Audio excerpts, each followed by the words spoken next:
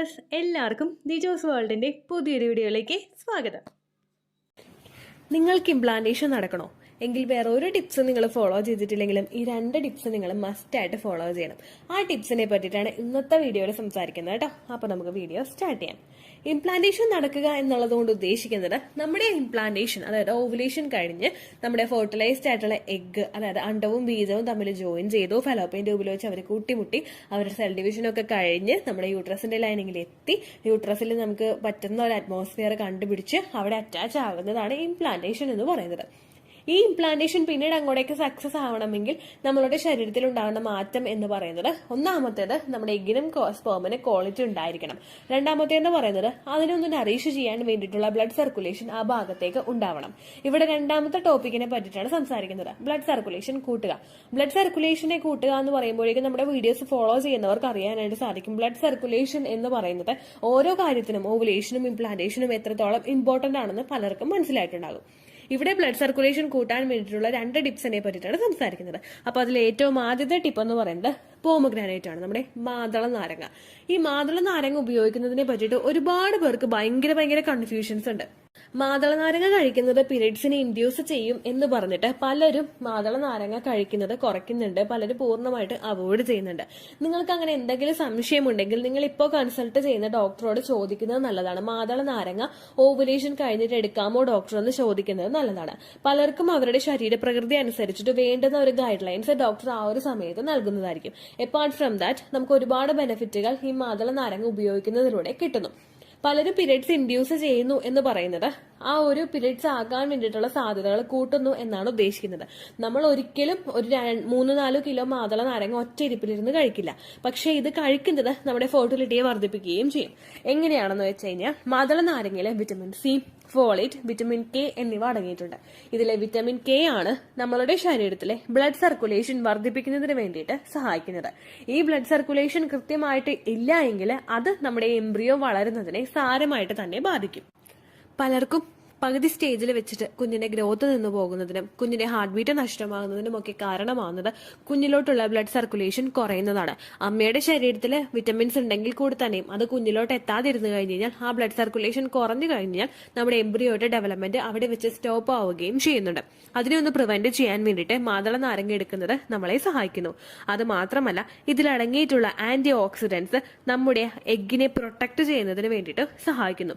PCOD ഉള്ളവർക്കും അതുപോലെ തന്നെ അൺഎക്സ്പ്ലെയിൻഡ് ആയിട്ടുള്ള ഇൻഫെർട്ടിലിറ്റി ഇഷ്യൂസ് ഫോളോ ഉള്ളവർക്കും ഒക്കെ അവരുടെ ശരീരത്തിൽ, അവരുടെ ഫോളിക്കിൾസിലെ ആന്റി ഓക്സിഡന്റ്സിന്റെ അളവ് കുറവായിരിക്കും.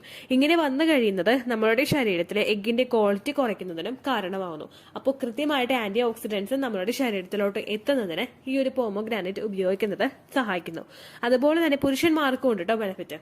പുരുഷന്മാർക്ക് അവരുടെ ജാക്കുലേഷൻ സംഭവിക്കുന്നതിന് 2-3 ദിവസങ്ങളൊക്കെ മുൻപ് ഈ ഒരു പോമഗ്രാനൈറ്റ് മാതള നാരങ്ങ കൂടുതലായിട്ട് ഉപയോഗിക്കുന്നത് അവരുടെ ശരീരത്തിൽ നിന്ന് വരുന്ന സെമന് കൂടുതൽ മോട്ടിലിറ്റി, അതായത് അതിന്റെ ചലനശേഷി കൂടുതലാക്കാൻ വേണ്ടിയിട്ട് സഹായിക്കുന്നു എന്ന് പഠനങ്ങൾ സൂചിപ്പിക്കുന്നുണ്ട്. ഇത് കണ്ടിന്യൂസ് ആയിട്ട് എടുക്കുന്ന ഒരാൾക്ക് അയാളുടെ സ്പേമിന്റെ മോട്ടിലിറ്റിയും അതുപോലെ ക്വാളിറ്റിയും ഇൻക്രീസ് ചെയ്യാനായിട്ടും സഹായിക്കുന്നുണ്ട്. ആദ്യത്തെ ടിപ്പ് ഇതാണ്. പിന്നെ എല്ലാവരും ചോദിക്കുന്ന ഒരു കാര്യമാണ് ഏതൊക്കെ സമയങ്ങളിൽ ഇത് ഉപയോഗിക്കാം എന്നുള്ള കാര്യം. നിങ്ങൾക്ക് പീരിയഡ്സിന്റെ ദിവസം ഉപയോഗിക്കാം, ഓവുലേഷൻ ദിവസങ്ങളിൽ നിങ്ങൾക്ക് ഉപയോഗിക്കാം. ഇത് നിങ്ങൾക്ക് ഇംപ്ലാന്റേഷൻ നടക്കുന്ന സമയങ്ങളിൽ ഉപയോഗിച്ചു കഴിഞ്ഞാൽ നിങ്ങൾക്ക് പീരിയഡ്സ് വരും എന്നുള്ളൊരു സംശയമുണ്ടെങ്കിൽ നിങ്ങൾ ഓവുലേഷൻ വരെ മാത്രം കൃത്യമായിട്ട് അത് ഉപയോഗിച്ചാൽ മതിയാകും. പിന്നെ അങ്ങനെ എന്തെങ്കിലും സംശയം നിങ്ങൾക്കുണ്ടെങ്കിൽ ഞാൻ തുടക്കത്തിലേ പറഞ്ഞതുപോലെ നിങ്ങൾ ഡോക്ടറോട് കൂടി ചോദിച്ചിട്ട് ഒന്ന് കൺഫേം ചെയ്യാം കേട്ടോ. രണ്ടാമതായിട്ട് നിങ്ങൾ മസ്റ്റായി ഉപയോഗിക്കേണ്ട ഒന്നാണ് ക്യാരറ്റ്. ഈ ക്യാരറ്റിൽ അടങ്ങിയിട്ടുള്ള ബീറ്റ കാരോട്ടീൻ സ്ത്രീകളിൽ മെൻസ്ട്രേഷനും ഓവുലേഷനും കൃത്യമായിട്ട് നടക്കുന്നതിന് പ്രൊമോട്ട് ചെയ്യുന്ന ഒന്നാണ്. സ്ത്രീകൾക്ക് അവരുടെ ഫെർട്ടിലിറ്റിയെ അഫക്റ്റ് ചെയ്യുന്ന 2 കാര്യങ്ങളാണ് മെൻസ്ട്രേഷനും ഓവുലേഷനും. മെൻസ്ട്രേഷൻ, അതായത് പീരിയഡ്സ് എപ്പോഴും ഉണ്ടാകുന്ന ഒരു സ്ത്രീക്ക് ചിലപ്പോൾ ഓവുലേഷൻ ഉണ്ടായിക്കൊള്ളണമെന്നില്ല. ഓവുലേഷൻ നടന്നു കഴിഞ്ഞാൽ ഒരു സ്ത്രീക്ക് കൃത്യമായിട്ട് മെൻസ്ട്രേഷൻ വരണമെന്നില്ല. ഇത് രണ്ടും ഒന്ന് ബാലൻസ് ആക്കി കൊണ്ടുപോകാനായിട്ട് ക്യാരറ്റ് ഉപയോഗിക്കുന്നത് നിങ്ങളെ സഹായിക്കുന്നു. അത് മാത്രമല്ല, ഇതിൽ വിറ്റമിൻ സി അടങ്ങിയിട്ടുണ്ട്, ഫോളേറ്റ് അടങ്ങിയിട്ടുണ്ട്, പൊട്ടാസ്യം അടങ്ങിയിട്ടുണ്ട്. ഇതിൽ വിറ്റമിൻ സി നമ്മുടെ എഗ്ഗിനെ ക്വാളിറ്റി വർദ്ധിപ്പിക്കുന്നതിനും എഗ്ഗിനെ ഫ്രീ റാഡിക്കൽസിൽ നിന്ന് പ്രൊട്ടക്ട് ചെയ്യുന്നതിന് വേണ്ടിയിട്ടും സഹായിക്കുന്ന ഒന്നാണ്. അത് മാത്രമല്ല, ഇതിലടങ്ങിയിട്ടുള്ള വിറ്റമിൻ എ അണ്ടം വളരാൻ വേണ്ടിയിട്ടും അത് നാച്ചുറലി മെച്ചുവർ ആകാൻ വേണ്ടിയിട്ടും സഹായിക്കുന്ന ഒന്നാണ്. എൻഡോമെട്രിയൽ ലൈനിങ് തിക്കണായി വളരുകയാണ് അടുത്തൊരു ഫേസിൽ നമുക്ക് വേണ്ട കാര്യങ്ങൾ. ഈ എൻഡോമെട്രിയൽ ലൈനിങ്ങിൽ പറ്റി പിടിച്ചാണ് കുഞ്ഞ് വളർന്നു തുടങ്ങുന്നത്. എൻഡോമെട്രിയൽ ലൈനിങ്ങിനെ തിക്കണാക്കി ഓരോ ഫേസിലും, അതായത് പ്രീ ഓവുലേഷൻ ഫേസിലാണെങ്കിലും ഓവുലേഷൻ ഫേസിലാണെങ്കിലും ന്യൂട്രിയൽ ഫേസിലാണെങ്കിലും ഈ ഒരു എൻഡോമെട്രിയൽ ലൈനിങ്ങിനെ തിക്കണാക്കി മെയിൻറ്റെയിൻ ചെയ്യുന്നതിന് വേണ്ടിയിട്ട് ക്യാരറ്റ് റെഗുലർ ആയിട്ട് ഉപയോഗിക്കുന്നത് നിങ്ങളെ സഹായിക്കുന്നു. അടുത്തൊരു സപ്പോർട്ട് നമുക്ക് നൽകുന്നത് സെർവിക്കൽ മ്യൂക്കസിലൂടെയാണ്. ഒരുപാട് പേര് പറയുന്നുണ്ട് ഓവുലേഷൻ നടക്കുന്ന സമയത്ത് വജൈനൽ ഡിസ്ചാർജ് ഒന്നും ഉണ്ടാവുന്നില്ല, ഫിസിക്കൽ കോണ്ടാക്ട് ചെയ്യുന്ന കാര്യം ആലോചിക്കുമ്പോൾ തന്നെ പേടിയായി പോവാണ്, കോണ്ടാക്ട് ചെയ്ത് കഴിഞ്ഞിട്ട് പിന്നീട് അങ്ങോട്ടേക്കുള്ള ദിവസങ്ങളിൽ, അതായത് വയറുവേദന വരുന്നു, വജൈനൽ പെയിൻ വരുന്നു, ഭയങ്കര ബുദ്ധിമുട്ടായി പോകുന്നു ചേച്ചി, ഒട്ടും പറ്റുന്നില്ല എന്ന് പറയുന്ന ഒരുപാട് പേരുണ്ട്. അവർക്കൊക്കെ മിസ്റ്റേക്ക് സംഭവിക്കുന്നത് സെർവിക്കൽ മ്യൂക്കസിന്റെ കാര്യത്തിലാണ്. ഈ സെർവിക്കൽ മ്യൂക്കസ് ഒരു എഗ് വൈറ്റ് ടെക്സ്ചറിലുള്ള, പച്ചമുട്ടയുടെ വെള്ള പോലെയുള്ള ഒരു ടെക്സ്ചറിലുള്ള നമ്മുടെ വജൈനൽ ഡിസ്ചാർജ് ആണ്. ഈ ഡിസ്ചാർജ് ആണ് സെമൻ അകത്തേക്ക് പ്രവേശിക്കുന്നതിന് നല്ലൊരു പാത്ത് ഉണ്ടാക്കി കൊടുക്കുന്നതും. അതുപോലെ തന്നെ നിങ്ങൾ ഫോർപ്ലേ നടത്തി വരുമ്പോഴേക്കും ഇത് നമ്മളുടെ ആ സെർവിക്സിൽ നിന്നും പുറത്തേക്ക് വരുന്ന ഒരു ലിക്വിഡാണ്. ആ ഒരു പ്രോസസ്സ് നടന്നു കഴിയുമ്പോഴേക്കും നമുക്ക് ഫിസിക്കൽ കോണ്ടാക്ട് എന്ന് പറയുന്ന ഒരു പ്രോസസ്സിനെ എൻജോയബിൾ ആക്കുന്നതും ഈ ഒരു സെർവിക്കൽ മ്യൂക്കസ് ആണ്. പല സ്ത്രീകൾക്കും സെർവിക്കൽ മ്യൂക്കസ് കൃത്യമായിട്ട് പ്രൊഡ്യൂസ് ആകാറില്ല. അങ്ങനെ വന്നിട്ട് പ്രഗ്നൻസി ഡിലേ ആയി പോകുന്ന ഒരുപാട് പേരുണ്ട്. പ്രഗ്നന്റ് ആകാൻ വേണ്ടിയിട്ട് ഡോക്ടേഴ്സ് ജസ്റ്റ് കോൺസിവൽ എന്ന് പറയുന്ന ഒരു മെഡിസിൻ, അതായത് സെർവിക്കൽ മ്യൂക്കസ് പ്രൊഡ്യൂസ് ചെയ്യാനായിട്ട് സഹായിക്കുന്ന ഒരു മെഡിസിൻ കൊടുത്തിട്ട് അത് എടുത്തതുകൊണ്ട് മാത്രം പ്രഗ്നന്റ് ആയിട്ടുള്ള ഒരുപാട് പേര് നമ്മുടെ ചാനലിൽ വന്നിട്ട് ആ ഒരു കാര്യം പറഞ്ഞിട്ടുണ്ട് കേട്ടോ. അപ്പൊ നിങ്ങൾക്ക് ഊഹിക്കാം ഈ മ്യൂക്കസിന്റെ ഇമ്പോർട്ടൻസ് എന്തൊക്കെയാണെന്ന്. ഈ വിറ്റമിൻ സി അടങ്ങിയിട്ടുള്ള നമ്മൾ ക്യാരറ്റ് ഉള്ളിലോട്ട് എത്തിക്കുമ്പോഴേക്കും ഈ ക്യാരറ്റിൽ അടങ്ങിയിട്ടുള്ള വിറ്റമിൻ സി നമ്മുടെ സെർവിക്സിനെയും അതുപോലെ സെർവിക്കൽ മ്യൂക്കസിനെയും സപ്പോർട്ട് ചെയ്യുന്നു. ഇത് ഹെൽത്തി ആയിട്ടുള്ള സെർവിക്കൽ മ്യൂക്കസിന്റെ പ്രൊഡക്ഷൻ വർദ്ധിപ്പിക്കാൻ വേണ്ടിയിട്ട് സെർവിക്സിനെ സഹായിക്കുന്ന ഒന്നാണ് കേട്ടോ. അടുത്തൊരു ബെനിഫിറ്റ് നമുക്ക് കിട്ടുന്നത് ഫോളേറ്റ് വഴിയാണ്. ഈ ഫോളേറ്റ് എന്താണെന്ന് നിങ്ങൾക്കറിയാം. ഫോളിക് ആസിഡും ഫോളേറ്റും ഒക്കെ നമുക്ക് പ്രഗ്നന്റ് ആകാൻ വേണ്ടിയിട്ട് സഹായിക്കുന്ന ഒരു കണ്ടന്റ് ആണ്, നമുക്ക് വേണ്ടുന്ന വിറ്റമിൻ ആണ് ഈ ഫോളേറ്റ് എന്ന് പറയുന്നത്. ഇത് നമ്മളുടെ ശരീരത്തിൽ എത്തിക്കഴിഞ്ഞാൽ മാത്രമേ കുഞ്ഞിന്റെ ഗ്രോത്തിനും ഡെവലപ്മെന്റിനും ഇത് സപ്പോർട്ട് ചെയ്യുകയുള്ളൂ. ഈ ഫോളേറ്റ് ഉള്ളത് കൊണ്ട് അല്ലെങ്കിൽ ഫോളിക് ആസിഡിന്റെ സപ്ലിമെന്റ്സ് എടുക്കുന്നത് കൊണ്ടോ നമ്മൾ പ്രഗ്നന്റ് ആകുമോ എന്ന് ചോദിച്ചു കഴിഞ്ഞാൽ തീർച്ചയായിട്ടും നമ്മൾ പ്രഗ്നന്റ് ആകും, നമ്മുടെ മെൻസ്ട്രേഷൻ റെഗുലേറ്റ് ആകും. ഇത് ഡയറക്ട്ലി നമ്മുടെ മെൻസ്ട്രേഷൻ റെഗുലേറ്റ് ചെയ്യാൻ വേണ്ടിയിട്ട് കൊടുക്കുന്ന ഒന്നല്ല, പക്ഷേ ഇൻഡയറക്ട്ലി ഇത് മെൻസ്ട്രേഷൻ നമുക്ക് കൃത്യമാക്കി തരുന്നു, ഓവുലേഷൻ നമുക്ക് കൃത്യമായിട്ട് നടക്കാൻ വേണ്ടിയിട്ട് സഹായിക്കുന്നു. ഇതിൽ നിന്ന് ജന്മം കൊള്ളുന്ന കുഞ്ഞിന് മറ്റുള്ള വൈകല്യങ്ങളൊന്നും ഇല്ലാതെ, ന്യൂറൽ ട്യൂബ് ഡിഫക്ട്സ് ഒന്നും ഇല്ലാതെ കുഞ്ഞിന് നല്ല ഹെൽത്തി ആയിട്ട് കൊണ്ടുവരുന്നതിന് വേണ്ടിയിട്ട് സഹായിക്കുന്നവയാണ് ഈ ഒരു ഫോളേറ്റ് എന്ന് പറയുന്നത്. അതിന്റെ കണ്ടന്റും ക്യാരറ്റിൽ അടങ്ങിയിട്ടുണ്ട്. ഇനി പുരുഷന്മാരിൽ എന്തെല്ലാം ഗുണങ്ങളാണ് ഉള്ളതെന്ന് നോക്കാം. പുരുഷന്മാരിലെ ഇതിലെ ബീറ്റാ കാരോട്ടിനും ലിക്കോപൈനും സ്പേമിന്റെ ക്വാളിറ്റി വർദ്ധിപ്പിക്കുന്നതിന് വേണ്ടിയിട്ട് സഹായിക്കുന്നു. അതുപോലെ തന്നെ DNA ഡാമേജ് ഉണ്ടാകുന്നതിൽ നിന്നും പ്രിവെന്റ് ചെയ്യുന്നു. പുരുഷന്റെ ഫാക്ടറിൽ വരുന്ന ഒരേ ഒരു കാര്യമാണ് സെമൻ എന്ന് പറയുന്നത്. ഈ സെമന് മോട്ടിലിറ്റിയും അതുപോലെ DNA ഡാമേജും ഒക്കെ ഇല്ലാതായി കഴിഞ്ഞാൽ മാത്രമേ അവിടെ ഹെൽത്തി ആയിട്ട് പ്രഗ്നൻസി പോസിബിൾ ആവുകയുള്ളൂ. DNA ഡാമേജ് ഉണ്ടാവുകയാണെങ്കിൽ കുഞ്ഞിന് ജനിതക വൈകല്യങ്ങൾ ഉണ്ടാകാൻ വേണ്ടിയിട്ടുള്ള ചാൻസസ് കൂടുതലാണ്.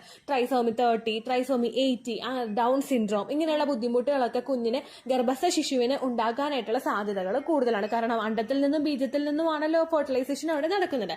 അതുകൊണ്ട് തന്നെ DNA ഡാമേജ് ഉണ്ടാവുന്നത് ക്യൂർ ചെയ്യുന്നതിന് വേണ്ടിയിട്ട് ക്യാരറ്റ് ഉപയോഗിക്കുന്നത് നിങ്ങളെ സഹായിക്കുന്നു. അടുത്തൊരു ബെനിഫിറ്റ് തരുന്നത് സ്പേമിന്റെ സ്വിം ചെയ്യാനായിട്ടുള്ള കപ്പാസിറ്റിയെ ഇത് ഇൻക്രീസ് ചെയ്യിപ്പിക്കുന്നു. നമ്മുടെ ആ ഒരു സെർവിക്സിൽ ഡെപ്പോസിറ്റ് ആകുന്ന, അല്ലെങ്കിൽ വജൈനയിലെ ആ ഒരു ഓപ്പണിംഗിൽ ഡെപ്പോസിറ്റ് ആകുന്ന ആ ഒരു സെമൻ അകത്തേക്ക് പ്രവേശിച്ചു പോകണമെങ്കിൽ, എഫിഷ്യന്റ് ആയിട്ട് പോകണമെങ്കിൽ അതിന് സ്വിം ചെയ്യാനായിട്ടുള്ള ഒരു കപ്പാസിറ്റി വേണം. ആ ഒരു ഇജാക്കുലേഷൻ സംഭവിച്ചു കഴിയുന്ന ആ ഒരു സമയത്ത് നിങ്ങൾ എല്ലാവരും സെമൻ കണ്ടിട്ടുണ്ടാകും, അത് തിക്കണായിട്ടുള്ള ഒരു ടെക്സ്ചറിലാണ് നിൽക്കുന്നത്. ഇത് കുറച്ചു നേരം കഴിയുമ്പോഴേക്കും അതൊന്ന് അലിയാനായിട്ട് തുടങ്ങും, ഒരു വാട്ടറി ഫോമിലോട്ട് ഇതങ്ങോട്ട് പോകും. ദെൻ അതിൽ നിന്ന് മില്യൺസ് ഓഫ് സ്പേം സെൽസ് ആണ് പുറത്തേക്ക് വരുന്നത്. ഇതിന്റെ ഒരു കപ്പാസിറ്റി എന്ന് പറയുന്നത് പിന്നീട് അങ്ങോട്ടേക്ക് ഇതിന് നീന്താൻ വേണ്ടിയിട്ടുള്ള ഒരു കപ്പാസിറ്റിയാണ്. നിങ്ങൾ പല ടൈപ്പ് വീഡിയോസിൽ കണ്ടിട്ടുണ്ടാകും സെമൻ നീന്തുന്നത്. ഈവൻ നമ്മുടെ ചാനലിൽ തന്നെ വീഡിയോസ് ചെയ്തിട്ടുണ്ടായിരുന്നു. കോപ്പിറൈറ്റ് സ്ട്രൈക്ക് കൊണ്ടാണ് അങ്ങനെയുള്ള ഡെമോൺസ്ട്രേഷൻ വീഡിയോസ് ഒക്കെ എനിക്ക് റിമൂവ് ചെയ്യേണ്ടതായിട്ട് വന്നത്. അപ്പോൾ സെമന്റെ ഒരു കപ്പാസിറ്റി എന്ന് പറയുന്നത് നമ്മൾ ജസ്റ്റ് ഇങ്ങനെ അത് നല്ലതുപോലെ അങ്ങോട്ട് നീന്തി അങ്ങ് പോകും. അത് നീന്തി പോയി കഴിഞ്ഞാൽ മാത്രമേ അവിടെ എഗ്ഗിന്റെ അടുത്ത് പോകാനും ഫെർട്ടിലൈസേഷൻ അവിടെ നടക്കാനായിട്ടും അത് സഹായിക്കുകയുള്ളൂ. ഇതിന്റെ ഒരു പെർഫോമൻസ് വർദ്ധിപ്പിക്കുന്നതിന് വേണ്ടിയിട്ട്, അതിന്റെ സിം ചെയ്യാനായിട്ടുള്ള പെർഫോമൻസ് വർദ്ധിപ്പിക്കുന്നതിന് വേണ്ടിയിട്ട് ഈ ഒരു ക്യാരറ്റ് ഉപയോഗിക്കുന്നത് നിങ്ങളെ സഹായിക്കുന്നു. ഇനി ഇത് എങ്ങനെയെല്ലാമാണ് നമ്മൾ ക്യാരറ്റ് യൂസ് ചെയ്യേണ്ടതെന്ന് നമുക്ക് നോക്കാം. മാർക്കറ്റിൽ ഈസിലി അവൈലബിൾ ആയിട്ടുള്ള ഒരു വെജിറ്റബിൾ ആണ് ക്യാരറ്റ് എന്ന് പറയുന്നത്. നിങ്ങൾക്ക് റോ ഫോമിലും, അതായത് പച്ചയായിട്ടും ക്യാരറ്റ് എടുക്കാം, വേവിച്ചും ക്യാരറ്റ് എടുക്കാം, ജ്യൂസ് ആയിട്ടും ക്യാരറ്റ് എടുക്കാവുന്നതാണ്. നിങ്ങൾക്ക് ഏതാണോ കംഫർട്ടബിൾ ആ ഒരു രീതിക്ക് നിങ്ങൾ എടുക്കാം. ഒരു ദിവസം നിങ്ങൾ ഒരു ക്യാരറ്റ് കഴിച്ചാൽ മതി കേട്ടോ. അതിൽ കൂടുതൽ നിങ്ങൾ എടുക്കേണ്ട ആവശ്യമില്ല. ഒരു മീഡിയം സൈസ് അല്ലെങ്കിൽ ഒരു ലാർജ് സൈസ് ആണ് നിങ്ങൾ എടുക്കുന്നതെങ്കിൽ അത് ഒരെണ്ണം നിങ്ങൾ ഉപയോഗിച്ചാൽ മതി. എന്നാൽ തീരെ ചെറിയ ക്യാരറ്റാണ് നിങ്ങൾക്ക് കിട്ടുന്നതെങ്കിൽ അത് രണ്ടെണ്ണം നിങ്ങൾക്ക് ഉപയോഗിക്കാൻ പ്രശ്നമൊന്നുമില്ല. പച്ചയ്ക്ക് കഴിക്കാനായിട്ട് ഇഷ്ടമുള്ളവരാണെങ്കിൽ അത് അങ്ങനെ കഴിക്കുക, അല്ലാത്തൊരു സ്റ്റീം ചെയ്ത് കഴിക്കുക. ഇപ്പോൾ ക്യാരറ്റ് ഹലുവ തുടങ്ങിയ ഐറ്റംസ് ഉണ്ടല്ലോ, അതൊന്നും നിങ്ങൾ പ്രിപ്പയർ ചെയ്ത് കഴിക്കേണ്ട ആവശ്യമില്ല. കാരണം അതൊന്നും ഹെൽത്തി ആവില്ല. നമ്മൾ എങ്ങനെ ക്യാരറ്റ് എടുക്കുന്നു അത് ഹെൽത്തി ഫോമിലായിരിക്കണം നിങ്ങൾക്ക് കിട്ടേണ്ടത്. ഇപ്പോൾ ക്യാരറ്റ് ജ്യൂസ് ആക്കി കുടിക്കാനായിട്ട് ആഗ്രഹമുള്ളവരാണെങ്കിൽ നമ്മൾ കൂടുതലായിട്ട് ക്രഷ് ചെയ്ത് കഴിയുമ്പോഴേക്കും അതിന്റെ മറ്റുള്ള ഗുണങ്ങളെല്ലാം ഇതിന്ന് പോകും. അതുപോലെ തന്നെ നമ്മൾ എക്സ്ട്രാ ആയിട്ട് ഷുഗർ ആഡ് ചെയ്ത് കൊടുക്കുമ്പോഴേക്കും പിന്നെയും നമ്മൾ ഉണ്ടാക്കുന്ന ഫുഡ് ഹെൽത്തി ആയിക്കൊള്ളണമെന്നില്ല. അപ്പോൾ നിങ്ങൾ ഡയറക്റ്റ് ആയിട്ട് അത് കടിച്ച് കഴിഞ്ഞാൽ ഇഷ്ടമുള്ളവരാണെങ്കിൽ അങ്ങനെ കഴിക്കുക, അല്ലെങ്കിൽ ജസ്റ്റ് സ്റ്റീം ചെയ്തിട്ട് നിങ്ങളത് കഴിക്കാനായിട്ട് ശ്രദ്ധിക്കുക. അല്ലെങ്കിൽ നല്ലതുപോലെ ഹെൽത്തി ആയിട്ട് തോരൻ വെച്ചിട്ട്, ഇപ്പോൾ ബീൻസും ക്യാരറ്റും ഒക്കെ ചേർത്തിട്ട് തോരൻ വെക്കുന്നവരുണ്ടാവുമല്ലോ, അങ്ങനെയാണെങ്കിൽ അങ്ങനെ രീതിക്കും നിങ്ങൾ പ്രിപ്പയർ ചെയ്ത് കഴിക്കാനായിട്ട് ശ്രദ്ധിക്കുക കേട്ടോ. ഒരുപാട് സ്ത്രീകൾക്ക് ഉണ്ടാവുന്ന സംശയമാണ്, ചേച്ചി ഓവുലേഷൻ സമയത്തും ഇംപ്ലാന്റേഷൻ സമയത്തൊക്കെ ഇത് ഉപയോഗിക്കുക എന്നുള്ള കാര്യം. നിങ്ങൾക്ക് കൃത്യമായിട്ട് ഇത് ഉപയോഗിക്കാം, ഒരു പ്രശ്നം. അതുപോലെ തന്നെ നിങ്ങളുടെ ഹസ്ബൻഡിനും ഒരു ദിവസം ഒരു ക്യാരറ്റ് എന്നുള്ള രീതിക്ക് നിങ്ങൾ അദ്ദേഹത്തിനും കൊടുക്കുന്നത് സെക്ഷൽ പെർഫോമൻസ് ഒക്കെ വർദ്ധിപ്പിക്കുന്നതിന് വേണ്ടിയിട്ട് സഹായിക്കുന്നു. ഇപ്പോൾ ഹസ്ബൻഡിന്റെ സെമന്റെ യാതൊരു തരത്തിലുള്ള ഒരു പ്രശ്നങ്ങളും ഇല്ല എങ്കിൽ കൂടി തന്നെയും നിങ്ങൾക്ക് അദ്ദേഹത്തിന് കൊടുക്കാവുന്നതേ ഉള്ളൂ. വീഡിയോ യൂസ്ഫുൾ ആയി കാണുമെന്ന് വിശ്വസിക്കുന്നു. യൂസ്ഫുൾ ആവുന്നുണ്ടെങ്കിൽ ലൈക്ക് ചെയ്യുക, ഫ്രണ്ട്സിനൊക്കെ ഷെയർ ചെയ്ത് കൊടുക്കുക കേട്ടോ. എന്തെങ്കിലും സംശയം ഉണ്ടെങ്കിൽ നിങ്ങൾ കമന്റ്സിൽ ചോദിക്കുക. പണ്ടത്തെ വീഡിയോയ്ക്ക് കമന്റ്സ് ഇടുന്നവർക്ക് റിപ്ലൈ ലഭിക്കുന്നില്ലെങ്കിൽ ലേറ്റസ്റ്റ് ആയിട്ട് ഞാൻ ഏത് വീഡിയോ ആണ് അപ്ലോഡ് ചെയ്യുന്നത് അതിന് താഴെ കമന്റ് ഒന്ന് കോപ്പി പേസ്റ്റ് ചെയ്യാനായിട്ട് ശ്രദ്ധിക്കുക കേട്ടോ. അതുപോലെ ഓവുലേഷൻ ഡേറ്റ് കാൽക്കുലേറ്റ് ചെയ്ത് തരാനായിട്ട് റിക്വസ്റ്റ് ചെയ്യുന്ന ആളുകൾ എത്രയാണോ സൈക്കിൾ ലെങ്ത് അത് മെൻഷൻ ചെയ്യാനായിട്ട് ശ്രദ്ധിക്കുക. സൈക്കിൾ ലെങ്ത് എന്നതുകൊണ്ട് ഉദ്ദേശിച്ചത് ഓരോ മാസവും എത്ര ദിവസം കൂടുമ്പോഴാണോ ബ്ലീഡിങ് വരുന്നത് അതാണ് സൈക്കിൾ ലെങ്ത്. കഴിഞ്ഞ മാസം ഒരു 8-ാം തീയതിയാണ് ബ്ലീഡിങ് ആയതെങ്കിൽ ഈ മാസം 6-ാം തീയതിയാണ് ബ്ലീഡിങ് ആയതെങ്കിൽ കഴിഞ്ഞ മാസം 8-ാം തീയതി മുതൽ ഈ മാസം 6-ാം തീയതി വരെ എത്ര ദിവസമുണ്ടോ അത് കാലണ്ടറിൽ എണ്ണി തിട്ടപ്പെടുന്നതാണ് നിങ്ങളുടെ സൈക്കിൾ ലെങ്ത്. സൈക്കിൾ ലെങ്ത് നമ്മൾ കൃത്യമായിട്ട് കാൽക്കുലേറ്റ് ചെയ്യുകയാണെങ്കിൽ ഓവുലേഷൻ ഡേറ്റ് എളുപ്പത്തിൽ കണ്ടുപിടിക്കാൻ വേണ്ടിയിട്ട് ഒരുപാട് ആപ്ലിക്കേഷൻസും ഒരുപാട് ഓൺലൈൻ ആയിട്ടുള്ള വെബ്സൈറ്റുകളും ഇന്ന് നമുക്ക് അവൈലബിൾ ആണ്. പ്ലേ സ്റ്റോറിൽ പോയിട്ട് ഓൺലൈൻ ഓവുലേഷൻ ട്രാക്കർ എന്ന് ടൈപ്പ് ചെയ്ത് കഴിഞ്ഞാൽ നിങ്ങൾക്ക് അതുമായിട്ട് ബന്ധപ്പെട്ടിട്ടുള്ള ആപ്ലിക്കേഷൻസ് കിട്ടും. അത് പറ്റുന്നില്ല എങ്കിൽ ഗൂഗിളിൽ പോയിട്ട് ഓൺലൈൻ ഓവുലേഷൻ കാൽക്കുലേറ്റർ എന്ന് ടൈപ്പ് ചെയ്ത് കഴിഞ്ഞാൽ അതുമായിട്ട് ബന്ധപ്പെട്ടിട്ടുള്ള വെബ്സൈറ്റുകൾ നിങ്ങൾക്ക് കിട്ടും. അതിൽ നിങ്ങളുടെ ലാസ്റ്റ് മന്തിലെ മെൻസ്ട്രേഷന്റെ ഡേറ്റും ഒപ്പം ഞാൻ ഈ പറഞ്ഞ രീതിക്ക് നിങ്ങൾ കാൽക്കുലേറ്റ് ചെയ്യുന്ന സൈക്കിൾ ലെങ്ത്തും എൻ്റർ ചെയ്ത് കൊടുക്കുകയാണെങ്കിൽ നിങ്ങൾക്ക് കൃത്യമായിട്ട് ഓവുലേഷൻ ഡേറ്റ് കണ്ടുപിടിക്കാനായിട്ട് സാധിക്കും. ഫെർട്ടൈൽ ടൈം പീരീഡും നിങ്ങൾക്ക് കിട്ടും. അതായത് എത്ര ദിവസം മുതൽ കോണ്ടാക്ട് ചെയ്ത് തുടങ്ങിക്കഴിഞ്ഞാൽ നിങ്ങൾ പ്രഗ്നന്റ് ആകും എന്നുള്ളൊരു ഡേറ്റും നിങ്ങൾക്ക് പ്രോപ്പറായിട്ട് കിട്ടും കേട്ടോ. ഇത് കാൽക്കുലേറ്റ് ചെയ്യുന്ന സമയത്ത്, സൈക്കിൾ ലെങ്ത് കാൽക്കുലേറ്റ് ചെയ്യുന്ന സമയത്ത് നിങ്ങളുടെ ആ ഒരു കലണ്ടറിൽ നോക്കി തന്നെ നിങ്ങൾ കാൽക്കുലേറ്റ് ചെയ്യുക. പല മാസങ്ങളിലും 30-31 ദിവസമുണ്ട്, അതുകൊണ്ടാണ് അങ്ങനെ പറഞ്ഞത്. ഒപ്പം നിങ്ങൾക്ക് ബ്ലീഡിങ് തുടങ്ങിയ ദിവസത്തിന് വേണം നിങ്ങൾ ഡേ 1 ആയിട്ട് എടുക്കാൻ വേണ്ടിയിട്ട്.